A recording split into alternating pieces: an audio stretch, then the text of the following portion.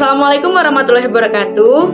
Perkenalkan, nama saya Ica Herawati Sukoco dengan nomor NPM 20214064050010. Saya dari kelas 1A Prodi PGSD Fakultas Keguruan dan Ilmu Pendidikan Universitas Muhammadiyah Pringsewu. Di sini saya akan menjelaskan sedikit materi tentang relasi dan fungsi untuk memenuhi tugas akhir semester yang diampu oleh Ibu Yuni. Nah, sebelumnya teman-teman udah ada yang paham belum sih apa itu relasi dan fungsi? Nah, buat teman-teman yang belum paham, simak video ini baik-baik ya. Oke, yang akan kita bahas terlebih dahulu adalah relasi. Nah, teman-teman udah tahu belum sih apa itu relasi? Jadi, relasi itu adalah hubungan antara anggota-anggota himpunan. Nah, untuk mendeskripsikan relasi suatu anggota-anggota dua himpunan A dan B dapat digunakan pasangan terurut dengan anggota pertamanya diambil dari A dan anggota keduanya diambil dari B. Nah, teman-teman tahu nggak sih, cara menentukan relasi itu ada 3 cara. Yang pertama, diagram panah. Yang kedua, himpunan pasangan berurut. Dan yang ketiga, diagram kartesius. Nah, yang pertama akan kita bahas ini adalah dengan cara diagram panah dulu ya teman-teman. Contoh yang pertama ini dari himpunan A dan B. Nah, himpunan A ini terdiri dari anggotanya adalah Ica, Nia, Tari, dan Sela. Kemudian himpunan B terdiri dari anggota-anggotanya yaitu memasak, melukis, dan membaca. Oke, nah di sini udah jelas ya teman-teman panahnya mengarahnya kemana. Jadi cara menentukannya seperti ini. Ica dihubungkan dengan membaca, berarti hobi Ica adalah membaca. Kemudian yang kedua, Nia dihubungkan dengan memasak, berarti hobi Nia adalah memasak. Tari dihubungkan dengan membaca, berarti hobi Tari adalah membaca. Nah, yang terakhir Sela dihubungkan dengan melukis, berarti hobi Sela adalah melukis. Seperti itu ya teman-teman. Oke, sekarang cara yang kedua. Nah, contoh dari yang pertama tadi yang tentang diagram panah itu bisa juga dideskripsikan menggunakan himpunan pasangan berurutan loh. Caranya seperti ini. Himpunan A terdiri dari Ica, Nia, Tari, dan Sela. Kemudian himpunan B terdiri dari memasak, melukis, dan membaca. Nah, anggota-anggota dari himpunan A itu tadi dipasangkan dengan anggota-anggota himpunan B. Berdasarkan contoh yang tadi, dapat dinyatakan bahwa pernyataan Ica hobi membaca dapat ditulis dalam kurung Ica, membaca. Kemudian bagi bagian Nia, memasak.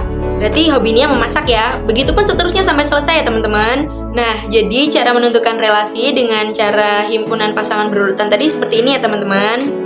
Jadi relasi antara himpunan-himpunan A dan B dapat dinyatakan dengan pasangan berurutan X dan Y, dengan X adalah anggota dari A dan Y adalah anggota dari B. Nah, dari 2 contoh di atas tadi, kita juga bisa menentukan relasi menggunakan diagram kartesius. Seperti ini caranya ya.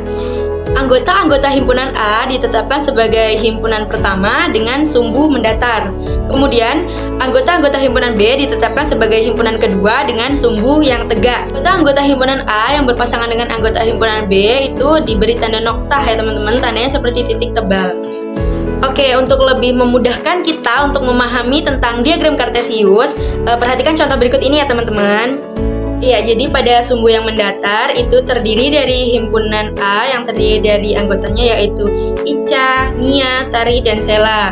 Kemudian pada sumbu yang berdiri tegak ini terdiri dari anggota-anggota himpunan dari B tadi ya teman-teman. Isinya ada memasak, melukis, kemudian membaca, ada 3. Nah, kita pasangkan sesuai dengan yang sudah ditentukan relasinya pada contoh-contoh sebelumnya tadi. Seperti Ica hobinya membaca, kemudian Nia memasak, Tari membaca, Sela melukis. Oke, seperti itu teman-teman. Paham ya?